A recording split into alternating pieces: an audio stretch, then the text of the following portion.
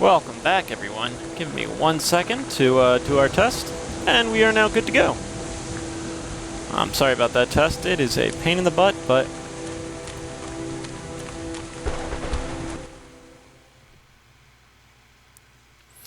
I actually even got a little bit farther, and then I found out that the audio wasn't working.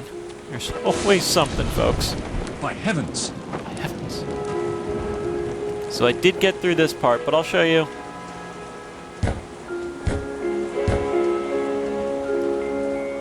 No one answers.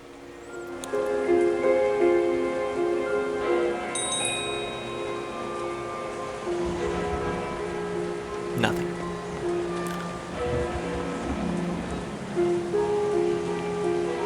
Graham's intuition as an experienced adventurer tells him there's nothing useful in there.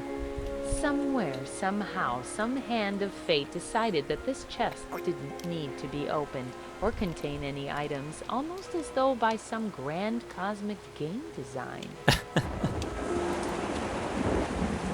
Graham peeks into one of the vases and finds... Nothing. nothing. And all of the vases, Graham... including that one over there, is nothing.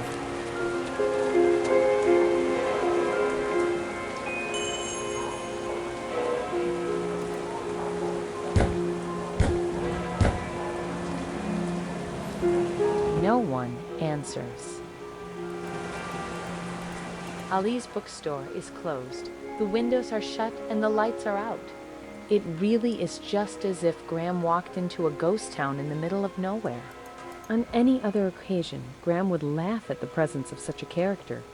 Now, however, something about him crawls underneath the king's skin.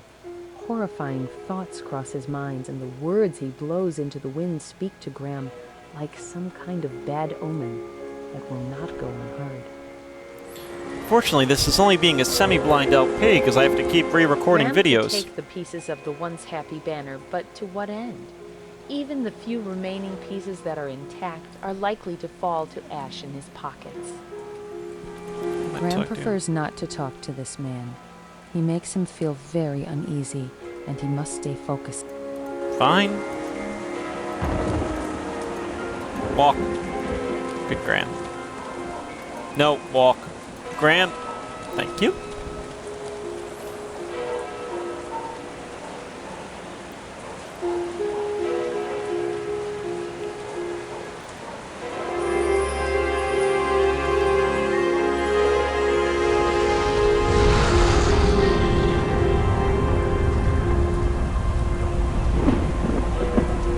An interesting traveler.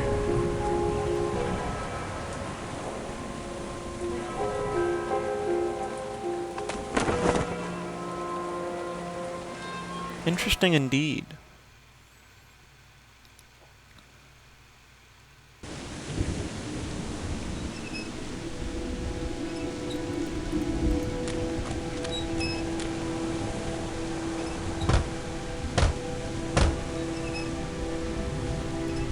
There's no one in it. It would be just inhumane to have someone there in this foul weather.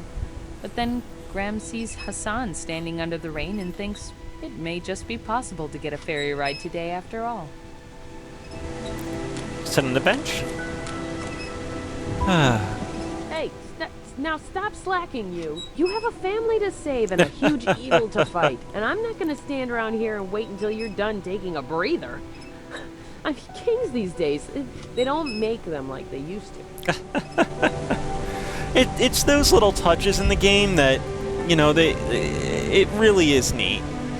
By the way, you can't go to the lighthouse, it just takes you back to town. I tried. Take my word for it. Now, Hassan. Greetings, Hassan, isn't it? Yes. What business do you have with me?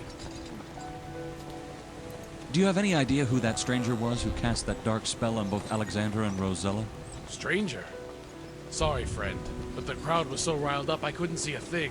I frankly don't want to get involved with something that nasty. Friggin' teeth. Even if it might mean restoring the health of your king? Now look, don't get me wrong, but I don't stick my head where it don't belong. My way is the way of the sea and the tides. Mysterious strangers, I'm not going there. It would either take someone real brave or real stupid to go after a fella like that. Or someone deeply disturbed by the status of the king and his sister, huh? You do what you have to do. We all have our place in life. Like I said, mine is the sea. Why haven't you closed up your business like the rest of the town? Why? I'll tell you why. People can wait a day or two to buy or borrow books or pawn their valuables. But when it comes to businesses like mine, we've got to stay open every day, rain or shine. When people have got to get somewhere, this is the one place that's always open. And believe me, I'm really sorry about what happened at the castle today, but I can't leave my ferry. You never know when someone's going to show up and ask to be boated over to the Isle of Wonder or somewheres else. People's always got to be somewhere sometime. Who would want to travel with the recent events? Aye. Business could be better, friend. Could always be better. We were barely scraping by as it was, and then this tragedy had to happen. I'm in danger of losing my crew because I can't afford to pay them their wages. I sure hope both the weather and the king get better soon, so I don't end up out of business again. And so that people don't have to rely on magic maps to travel around here. Terrible times, my friend. Terrible times. I made the promise that I would never go out of business again. I just can't take being stranded on land. I get land sick, you know? For someone like you, yes, I can understand. I need your boat. Can you please let me borrow your ferry for a while? What? It's very important, both for the king and his sister. Oh no. My business is hanging by a thread as it is, and I don't need your help in cutting it loose, stranger. But I'm not a stranger. I'm the king's father. And I need your ferry so that I can get to another island to speak to someone who can help my children. Very touching. But I'm afraid your story sounds like a tale of the high seas. You don't look like much more than a local villager. Which is why Thank you for talking with me. I will show you this. Does this convince you that I am who I say I am? What's this? Daventry. My word. It's you! My humblest apologies, sire. I had no idea. Don't worry yourself over it. That's what I get for dressing like this everywhere I go.